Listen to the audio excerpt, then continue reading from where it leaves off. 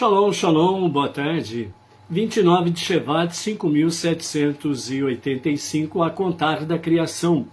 É o dia 27 de fevereiro de 2025, pelo calendário civil, né? É o calendário da Era Comum. É a quinta-feira, é o quinto dia para o Shabat. E nós estamos em A Tarde com a Torá, trazendo a paraxá da semana Terumá, que fala sobre o Mishkan, o tabernáculo no deserto. É o quinto dia para o Shabat, então, ao pôr do sol de hoje até o pôr do sol de amanhã, estaremos em Erev Shabbat, véspera de Shabat, em preparação para o sagrado dia, para podermos honrar a Hashem como o único Deus, o único Criador, o único Redentor, o único Salvador, e prestar a Ele louvores, né, em especial no sagrado dia do Shabat, louvores, adoração, gratidão pela criação de todas as coisas, e reconhecer, né, que somente Ele é o único Rei que governa, legisla em todos os quadrantes do universo, bem como também reconhecendo que Ele é a única e verdadeira majestade, né? Então, é a nossa gratidão a Hashem, o Criador, por todas as coisas, e o Shabat é o sagrado dia para reconhecermos isso daí, ok? Baruch Hashem. Temos aí diante de nós, né, a paraxá da semana, dentro do livro Shemot, Êxodo, é a sétima porção, e dentro do ciclo 5.785, estamos na 19ª paraxá, a 19ª porção. O salmo da semana é o salmo número 26, e a Haftará, a porção do profeta, é 1 Reis, capítulo 5, a partir do verso 26, e vai até o capítulo 6 e o verso 13. Né? Essa semana vamos completar 2.286 versículos estudados, né, do ciclo da Paraxá. Ok? Baruch Hashem. Vamos ter aí uma palavra do nosso Rebbe Menachem Mendel, né, com referência ao Mishkan, tabernáculo no deserto, né, sobre a visão do nosso Rebbe dentro desse aspecto aí, ok? Vamos ter aí uma palavra, né, de Shalom Shalom para as seguintes pessoas, né, que estão aí sempre em conexão conosco, ok? Baruch Hashem. Tá tudo certo aí, Ed? Anderson Bezerra, Aaron, né, da cidade de Leme, São Portugal.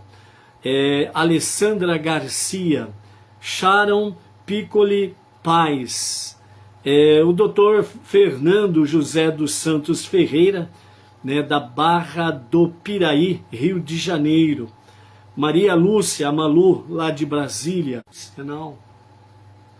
Baruch Hashem. Voltando o sinal aí, tivemos uma pequena queda, né? A Lúcia Helena Custódio, lá de Ribeirão Preto, também chegando por aí, Baruch Hashem, né?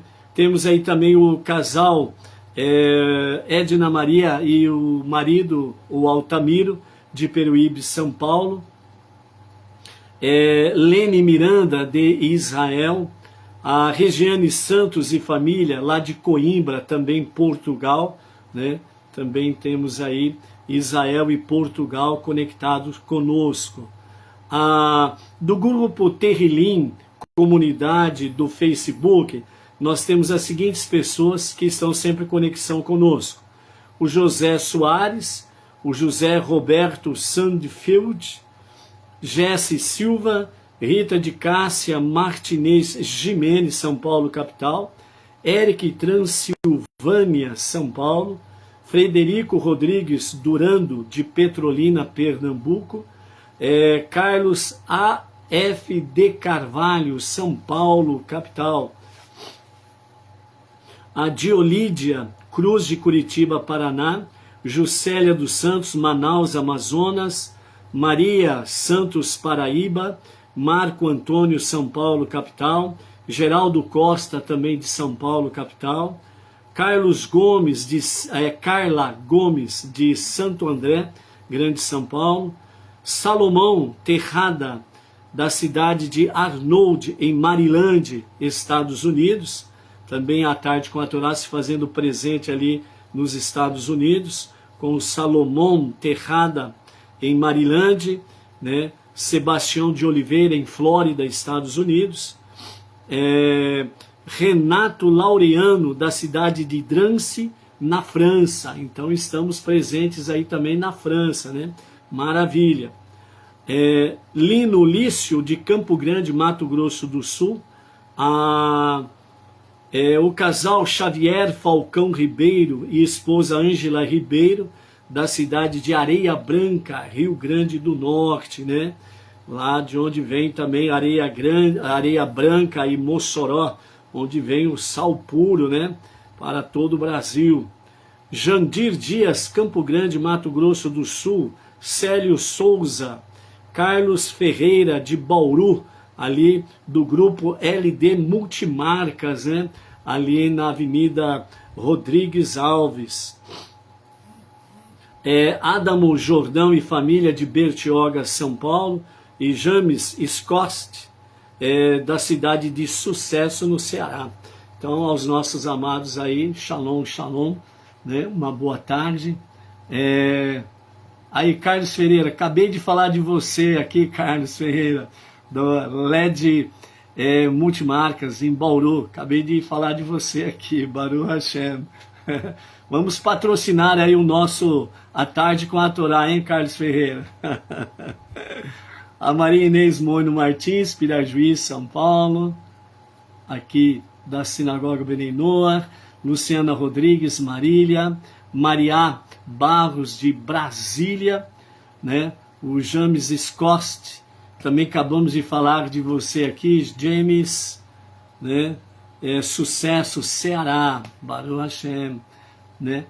A Adi Machado, de Alvorada, Rio Grande do Sul, né? A Lúcia Helena Custódio, de Ribeirão Preto, já falamos aqui, Baruch Hashem, ok? O nosso querido Roberto Andrade, de Paraguaçu Paulista, né? E esposa Célia, né? Que estão aí com um desafio precioso, né? Nós encomendamos aí junto com o Roberto Andrade, esposa, novas kippot, né? Ou seja, kippá, né?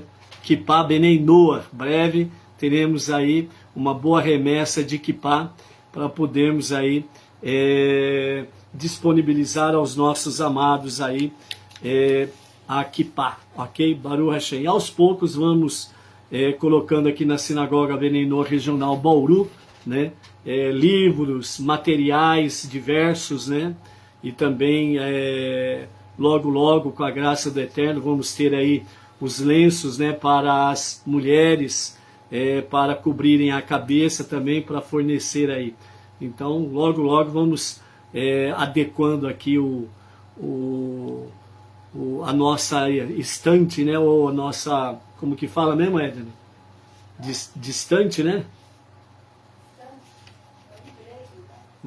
Livreiro e também, né, termos aí um material à disposição para pronta entrega, isso que eu quero dizer, para pronta entrega ao pessoal aí que sempre está solicitando para a gente materiais, livros, etc., para ter o estudo e companhia limitada, ok? Baruch Hashem aí.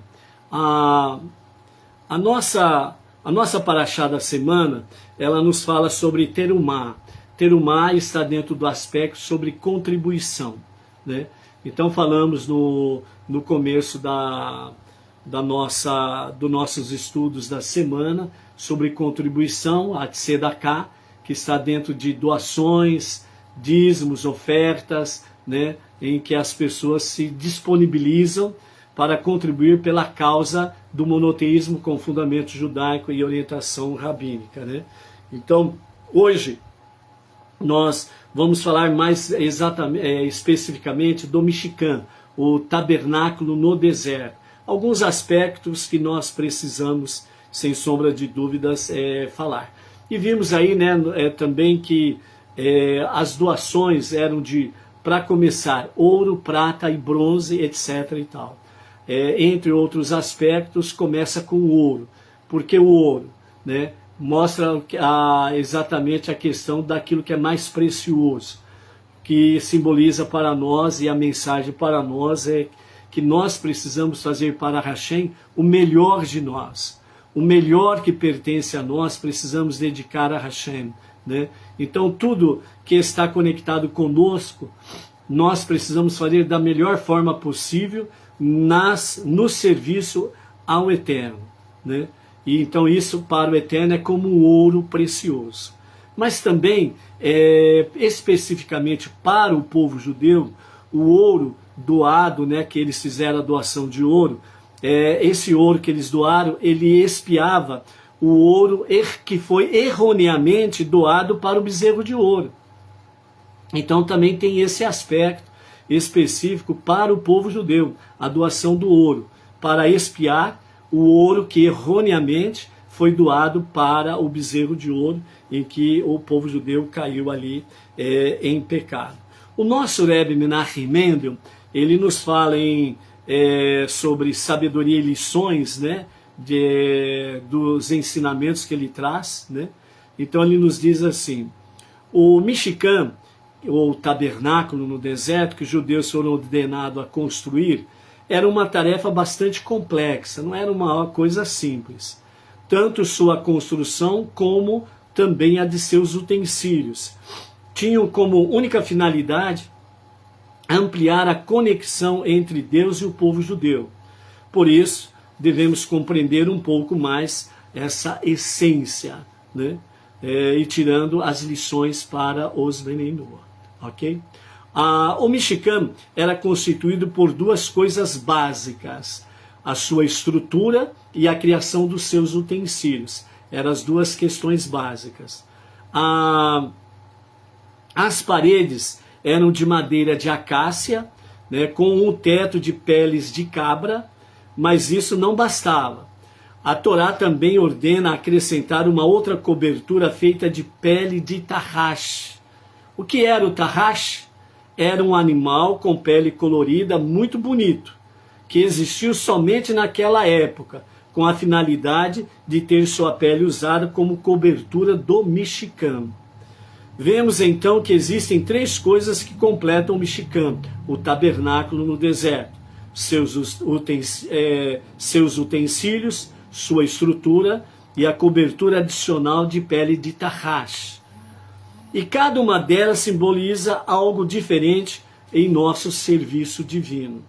Os utensílios simbolizavam as mitzvot, os mandamentos, os preceitos, as leis, pois como são na parte principal, as mitzvot são o nosso principal objetivo.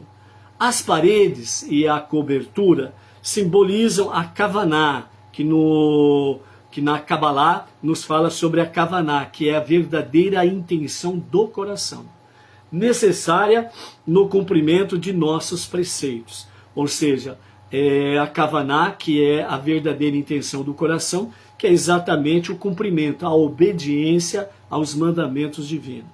E a pele de tarrash colorida simboliza o Hidur Mitzvah, que significa embelezamento das mitzvot. E os costumes do nosso povo, né, o costume do povo judeu.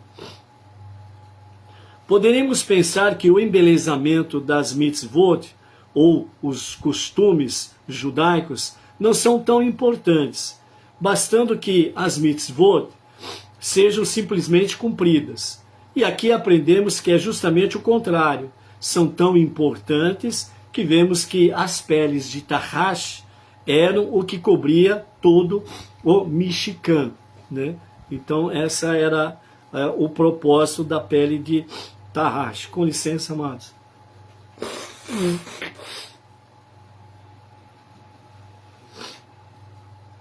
Desculpa aí, gente.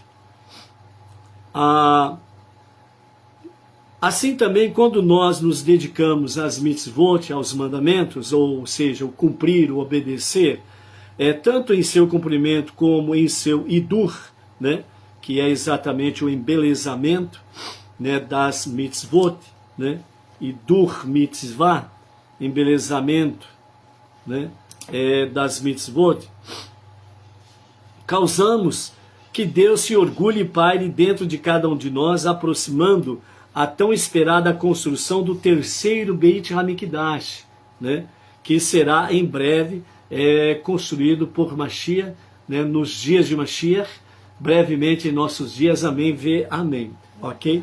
Então... Está falando de Jesus aqui. Fundou uma igreja, única igreja. Ok, aqui não apareceu. Não? Não. Quer ver aqui?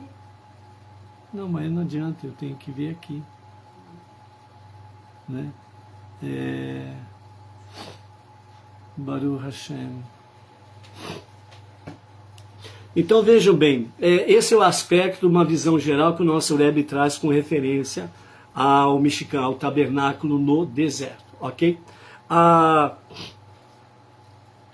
Com referência à nossa Parashat Terumá, também nós temos aí uma palavra do nosso Rebbe, né, que traz assim a seguinte questão.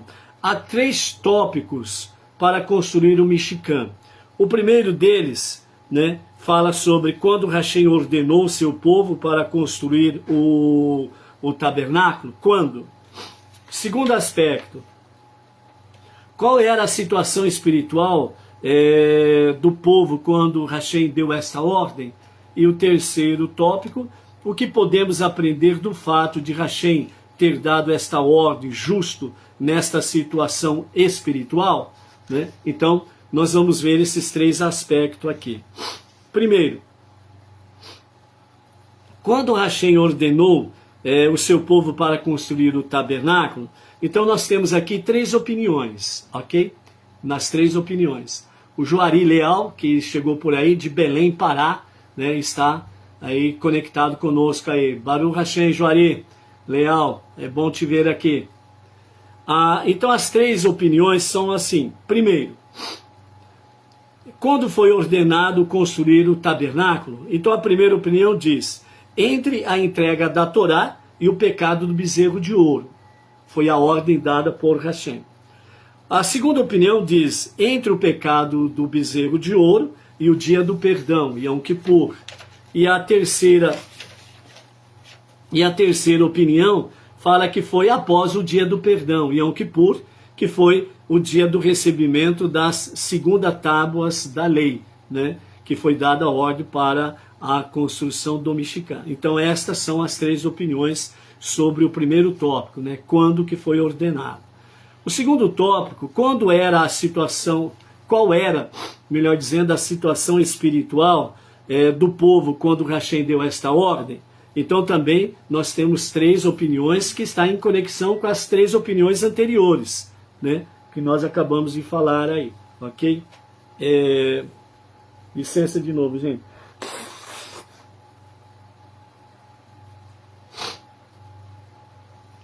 Então, qual era a situação espiritual? A primeira dela diz, tzadikim, os justos, ou seja, pois tinham acabado de ver os milagres em Mitzrayim, Egito, e o recebimento da Sagrada Torá. Então, eles estavam numa situação de tzadikim, de justos. A segunda opinião, Reshaim, né, que é exatamente perversos, pois acabaram de cometer o pecado do bezerro de ouro. Então, eles estavam em pecado. E a terceira opinião fala sobre Baalei Teshuvah, pois acabaram de receber o perdão de Hashem, né? Então, nós temos aqui, né, a questão de tzadikim justos, Reshaim, né, perversos, e Baalei Teshuvah, que acabaram de receber o perdão de Hashem. O que é Baalei Teshuvah? Baalei Teshuvah é mestre do retorno a Deus para um verdadeiro e genuíno arrependimento. Resumidamente, Baalei Teshuvah significa mestre do arrependimento.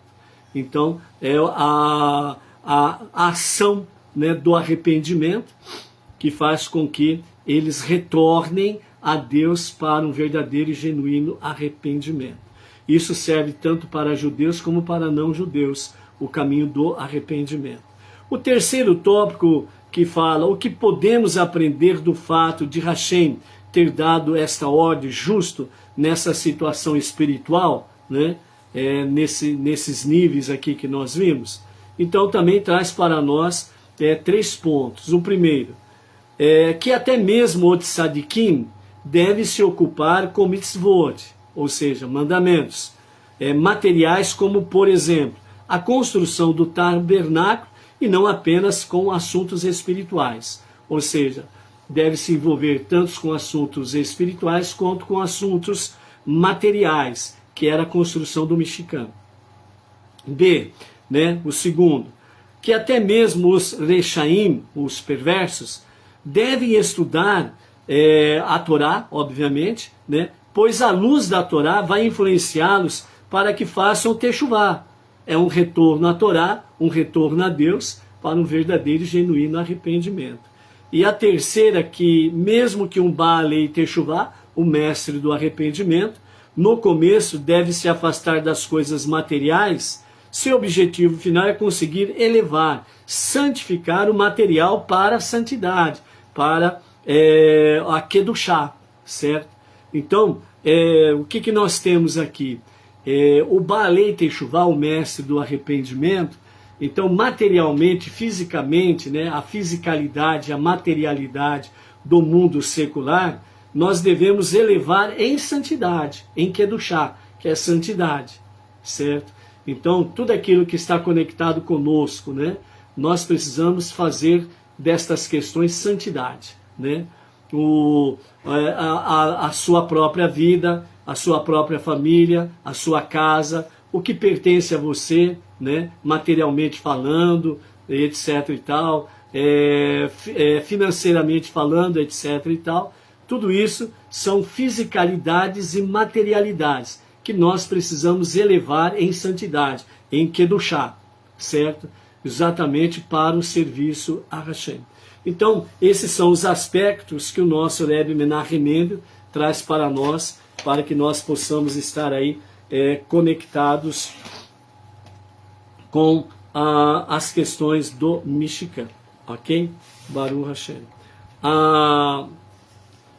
Sobre a questão dos materiais necessários para a construção, né, os materiais ligados à construção do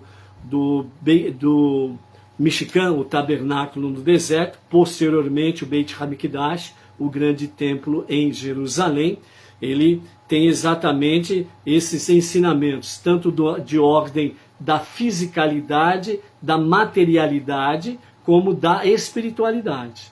Né? Precisa ter fusão, precisa ter exatamente o quê? Uma concórdia, harmonia, certo? O divino e o humano, o espiritual e o material. Então ter uma fusão para que em tudo seja exatamente engrandecido o soberano das nossas vidas, ok?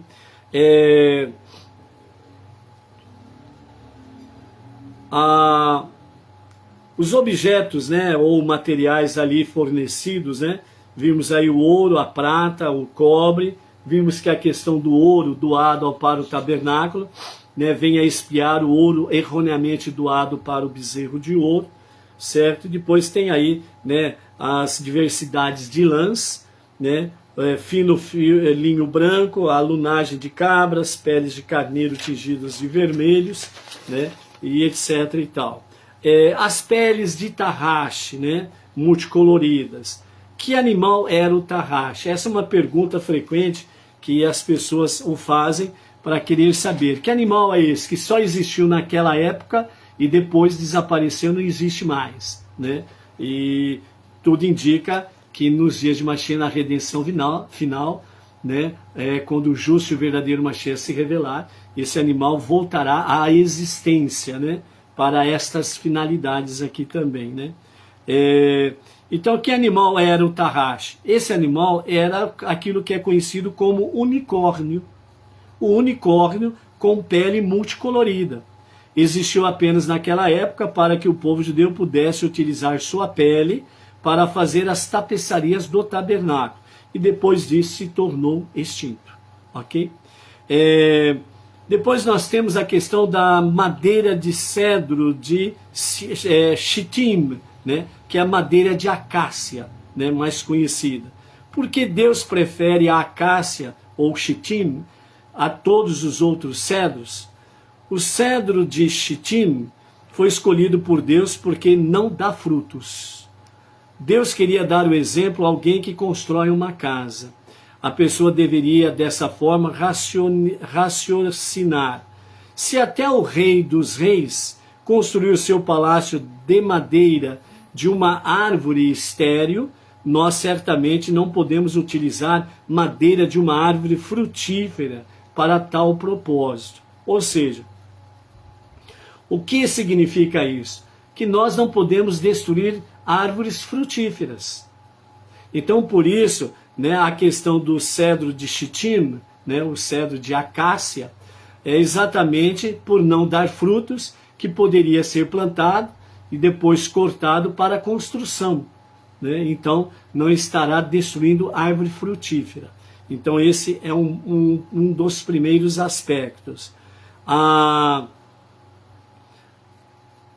Quando o Yaakov Avinu, o nosso pai Yaakov, chegou ao Egito, quando ele saiu da terra prometida e desceu ao Egito, ele plantou as árvores de Shittim, pois sabia, graças a uma profecia, que os judeus os necessitariam mais ainda para construir o tabernáculo quando fossem libertos do Egito. Então Yaakov ordenou a seus filhos: quando saírem do Egito, levem junto a madeira de Shittim, que plantei. Então, a viga mais comprida do tabernáculo media cerca de 15 metros. O patriarca havia plantado em Beersheba, a famosa árvore debaixo da qual servia seus hóspedes, né? Lá em Mamre, ok? Quando ele recebeu, por exemplo, os 3 anjos, né? Debaixo da famosa árvore. Então, a árvore de Baruch Hashem. Tivemos um pequeno corte, vamos seguir em frente aí, ok? Quando os judeus cruzaram o Mar Vermelho, os anjos cortaram essa árvore e a levaram até o mar. Deixaram-na cair diante dos judeus e exclamaram: esta é a árvore que Abraham plantou em Beersheba, e debaixo dela que ele costumava orar a Deus, né? Por isso essa viga tinha 15 metros de comprimento. E as demais madeiras que levaram do Egito eram para as demais partes do tabernáculo. Quando o povo judeu ouviu isso, levantaram a árvore e levaram consigo. Utilizaram-na como viga central do tabernáculo. Também tem ali para arrecadar o azeite de oliva, que é para acender a menorá, especiarias para o azeite de unção e o incenso, 2 pedras de ônix e 12 tipos de pedras preciosas para o efode e o peitoral do Kohen Gadol, o sumo sacerdote. Deus mostra a Moshe a planta do tabernáculo. Quando Moshe subiu ao céu, né, Deus mostrou-lhe o desenho exato que devia seguir para construir o tabernáculo. E então, essa teria 3 seções. As 3 seções do tabernáculo são o Santo dos Santos, Kadosh Kadoshim. A segunda delas é o lugar chamado Kodesh, que é o lugar dos santos. E a terceira parte é exatamente o pátio, né? Então, o Santo dos Santos, né, era a seção mais santa do tabernáculo, que continha a arca com as tábuas na entrada das tábuas da lei, né? Que era a arca sagrada. Na entrada do Santo dos Santos, que fazia divisão entre o Kadosh, Kadoshim, né, e o Kodesh, o Santo dos Santos para o lugar dos santos, né, tinha ali exatamente uma cortina, e esse cortinado ele era chamado de parochet. Esse cortinado dividia o Santo dos Santos da segunda seção, o Kodesh. Somente o sumo sacerdote tinha permissão divina de entrar no Santo dos Santos, e somente um dia por ano, em Yom Kippur. Esse era o único dia em que o Kohen Gadol podia entrar no Santo dos Santos. A segunda parte, né, do tabernáculo era menos sagrada, mas não menos importante também, e chamava-se Kodesh. E ali ficava a mesa, a menorá e o altar de incenso, enquanto que no Kodesh Kodeshim, né, o Santo dos Santos, ficava a arca sagrada. As duas sessões juntas eram denominadas Ohel Moed, né, essas duas sessões, o Kadosh Kadoshim e o Kodesh. A terceira parte era o pátio, era menos sagrada que o Kodesh. Ali Moshe colocou o grande altar de cobre, sobre o qual era oferecido todos os sacrifícios de animais. Deus também explicou a Moshe exatamente como construir cada um dos objetos do tabernáculo, e começou por explicar-lhe sobre a arca, pois era o recipiente mais sagrado do tabernáculo. Ok? Então, dessa forma, é um resumo que nós temos aí sobre o Mishkan, o tabernáculo no deserto. Ok? O nosso Rebbe Menachem Mendel, ele nos fala sobre essa passagem, né? Você fará as vigas para o Mishkan de madeira de acácia e as colocará verticalmente. Então a palavra hebraica para acácia é shitá, né? Madeiras de acácia, né? Shitim. Também significa, né? Shitá, além de acácia, significa curvar-se. A árvore de acácia é chamada de a árvore que se curva, porque à medida que cresce, em vez de seguir verticalmente, ela se inclina. A palavra hebraica para tolice é shetut. Shetut. Está relacionada etimologicamente e conceitualmente com shitim, uma vez que a tolice é o ato de desviar-se do caminho que dita a lógica.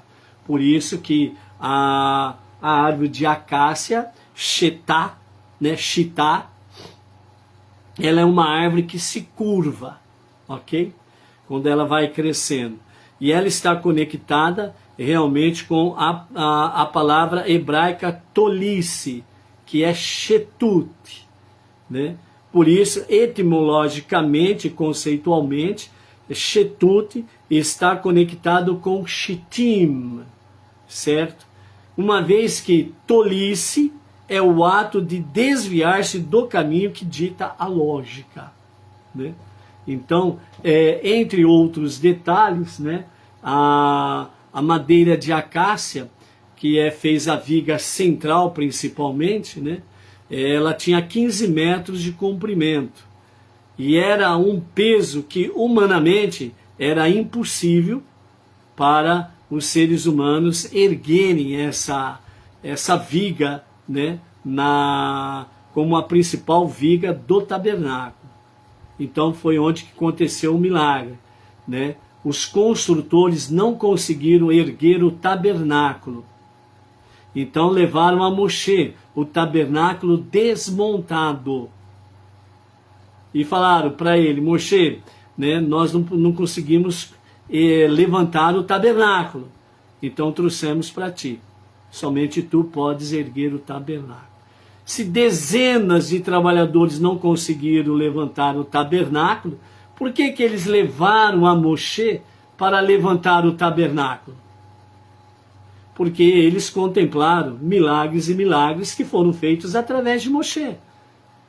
Então, dessa forma, eles acreditaram que somente Moshe poderia realmente operar milagres, né, em nome do Eterno.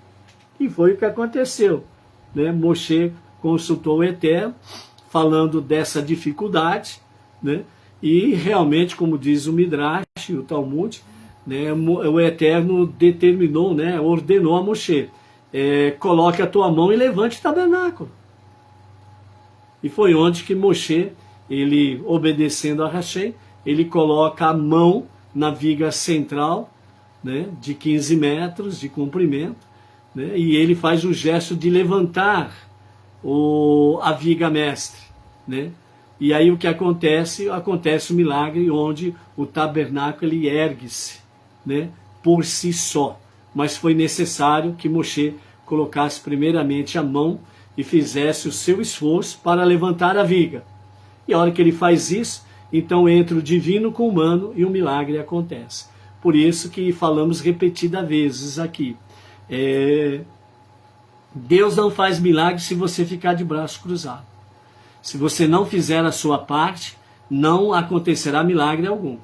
Então esse negócio aí de que você pode ficar de braços cruzados que o milagre acontece, é mentira.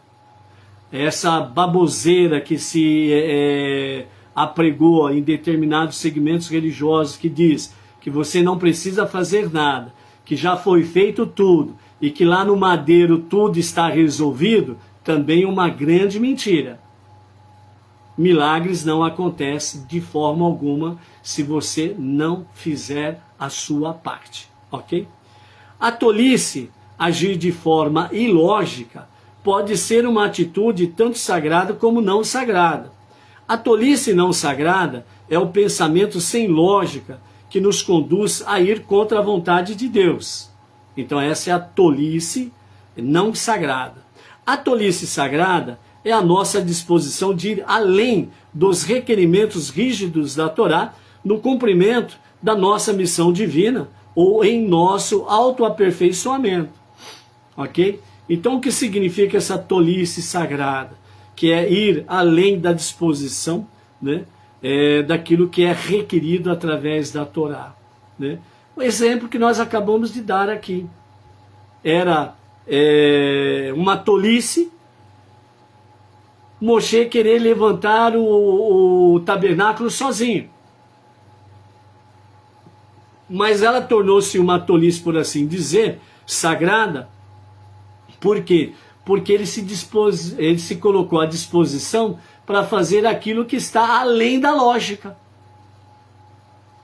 Então, a lógica dizia para Moshe, como dezenas, centenas de trabalhadores não conseguiram levantar o tabernáculo, como que ele vai levantar sozinho? Mas Deus lhe disse, levante o tabernáculo, coloque a tua mão e levante o tabernáculo. Então ele se colocou a fazer. Então a lógica, né, a tolice, né, da lógica não sagrada, era que não adianta fazer porque não vai dar certo. Então essa é uma tolice não sagrada. É um pensamento sem lógica que conduz contra a vontade de Hashem. Então toda tolice ou toda lógica que te leva contra a vontade de Hashem, ela não é sagrada. Entendeu? É você ir além da lógica. Essa que é a questão. Certo? Por exemplo, a questão da santidade, a Kedushá, né? Procurarmos realmente a santidade de Hashem. A gente sabemos que pela lógica não há como sermos santos como Ele é santo. Mas nós temos o desafio diante de nós. Então, a lógica não sagrada nos diz para cruzarmos o braço e não fazermos nada. Então aí nós vamos contra a vontade de Hashem. Mas a lógica sagrada, ou seja, entre aspas, a tolice sagrada, né? Eu preciso procurar ser santo como Ele é santo. Porque Ele está dizendo para eu fazer tudo em santidade. Então, se Ele diz, eu vou me esforçar para isso. Então, eu me dedico a fazer isso. Então, tudo aquilo que eu vou fazer por pensamentos, atos, ações, eu vou procurar fazer em santidade. Por isso, aquela fusão do Monte Sinai, o divino e o humano, o espiritual e a fisicalidade. Então eu vou me esforçar para estudar, conhecer, aprender e obedecer. A minha lógica do meu intelecto natural, ela me diz, você jamais será santo como Ele é santo. Mas a minha lógica sagrada, ou seja, a minha alma divina, ela recebeu uma incumbência da parte de Hashem, que nós precisamos fazer tudo em Kedushá, em santidade. Então eu vou me esforçar, porque há, de fato, realmente santidade naquilo que nós nos esforçamos com Kavaná, com a verdadeira intenção do coração para fazer a vontade de Hashem.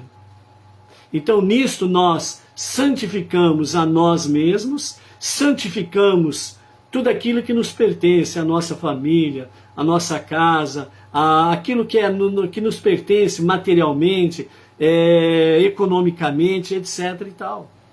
Então nós vamos elevando isso em santidade. A lógica, ela diz que a materialidade, a fisicalidade deste mundo, não há como ser santa, não há como elevar em santidade. A lógica não sagrada.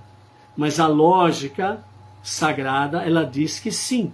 Por quê? Porque o Monte Sinai é a lição para nós. É a fusão do divino e do humano, do espiritual e a fisicalidade e a materialidade do nosso mundo. Então está em nós o fazer, ok? Num sentido alegórico, colocar as vigas curvas da acácia verticalmente significa usar nossa capacidade de sermos tolos, entre aspas, para propósitos sagrados.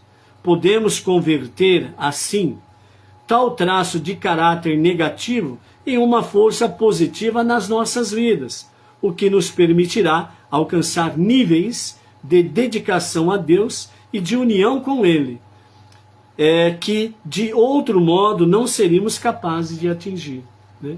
Então, colocar a viga curvada como viga mestra, viga central do Mishkan, é exatamente trazer de forma alegórica, né, para as nossas vidas a capacidade de nós realmente converter os nossos traços negativos realmente para que nós possamos elevar isso em santidade. Então nós vamos contra a lógica de Shitá, acácia, que é curvar-se, que é uma palavra que significa curvar-se, e que a madeira se curva. Então parece que não tem nenhuma utilidade, mas quando ela é colocada como viga mestra, né, no santuário, ela é elevada em santidade, certo? Então ela tem utilidade, ou seja, dessa forma a nossa tolice, shetut, certo? É para que nós possamos realmente fazermos shitim, né?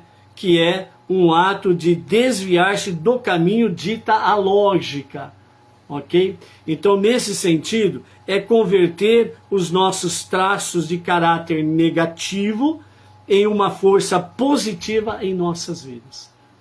É fazer com que realmente aquilo que é negativo em nós, né, traços negativos, né, para fazermos coisas erradas, né, a coragem, a ousadia, a determinação para fazer coisas erradas.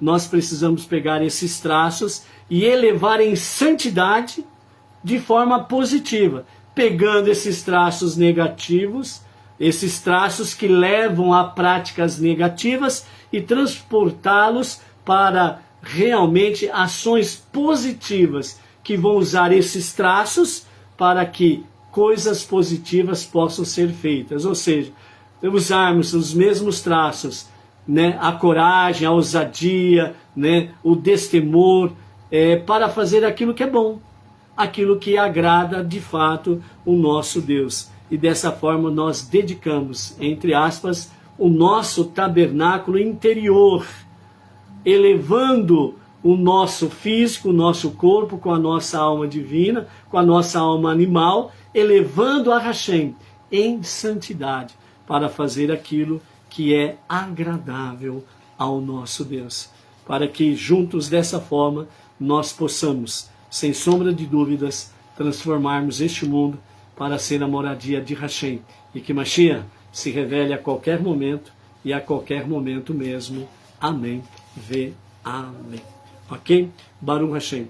Domingo agora, dia 2 de março, estaremos iniciando o 9º seminário Bnei Noach, o 9º seminário nacional Bnei Noach Brasil, né? Lá no circuito Maccabi em São Paulo, né? Na Avenida Cantareira 4120, né? Na zona norte de São Paulo, ali na região de Tucuruvi, Tremembé, ok?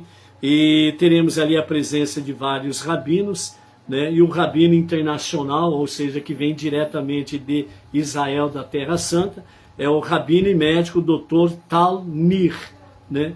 Juntamente com a sua esposa, que estarão ali fazendo palestras e também estarão falando sobre os milagres que estão acontecendo em Israel, principalmente desde o dia 7 de outubro de 2023, né? Estarão falando ali sobre milagres, sem sombra de dúvidas, ok? E teremos ali vários emissários Bnei Noach que estarão trazendo várias palestras, né, de emissários Bnei Noach para os Bnei Noach, ok? E teremos também a experiência em realidade virtual, né? Uma imersão profunda no conhecimento do Mar de Juncos, o Mar Vermelho. Através desta tecnologia, realidade virtual, estaremos ali conectados, né, ao Mar Vermelho, ok? Então, né, e nós estaremos trazendo alguns flashes durante domingo, segunda e terça-feira, né, para que vocês possam estar aí desfrutando de alguns pontos ali. No sábado, o nosso shiur é normalmente às 14 horas, mas provavelmente o nosso shiur de sábado será às 17 horas, que provavelmente com a graça e a permissão de Hashem, né, nós já estaremos em São Paulo. Então nós faremos o nosso shiur de sábado às 17 horas já em São Paulo. Então nós estaremos trazendo aí, né, um flash aí já da nossa chegada em São Paulo ali, ok? Aqui da nossa sinagoga Bnei Noach Regional Bauru, nós estaremos indo, né, junto comigo está indo o Márcio, da nossa sinagoga, estaremos juntos ali no seminário Bnei Noach, ok? O outro projeto que nós temos é o projeto da nova sinagoga Beit Rabbah de Brooklyn, junto com o Rav Yaakov Geranstad, ok? Na descrição do nosso shiur está aí, né, o projeto Nova Sinagoga. Você que quer contribuir juntamente conosco, então está aí, né, a segunda tesoureira Thaís Pereira Martins Ribeiro, a chave Pix é o seu CPF, 369-403-68817, né, Caixa Econômica Federal. E aí você estará somando conosco nessa construção de uma nova sinagoga Rabbah de Brooklyn, ok? E como diz o nosso Rebbe Menachem Mendel, né, aqueles que colaboram, ajudam a construir uma sinagoga, né, judaica, ele já tem a sua parte ali na redenção final, para estar como colocando um tijolo a mais no terceiro Beit Hamikdash, o grande templo em Jerusalém. É como se você estivesse construindo já, né, o terceiro templo. Então, vamos colocar, entre aspas, né, o nosso tijolo ali no terceiro Beit Hamikdash, ok? Amanhã, sexto dia da semana, o acendimento especial das velas de Shabbat será às 18 horas e 16 minutos, ok? E amanhã, né, às 14 horas, rapidamente, nós entraremos no ar, né, através desse canal, para falarmos rapidamente sobre o mês de Adar, né? Hoje à noite é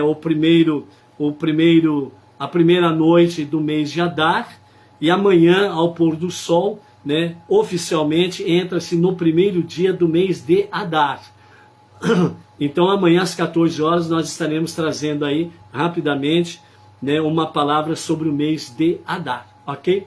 Então essa é a nossa programação para esses próximos 2 dias. Amanhã é o 6º dia da semana e no Shabat diretamente lá de São Paulo às 17 horas à tarde com a Torá. Shabat Shalom. E não esqueça, amanhã às 20 horas, né, diretamente da Sinagoga Benenor Regional Bauru, né, a partir das 20 horas e 15 minutos, estará sendo transmitindo, né, a celebração do Shabat. Shalom, shalom, até lá.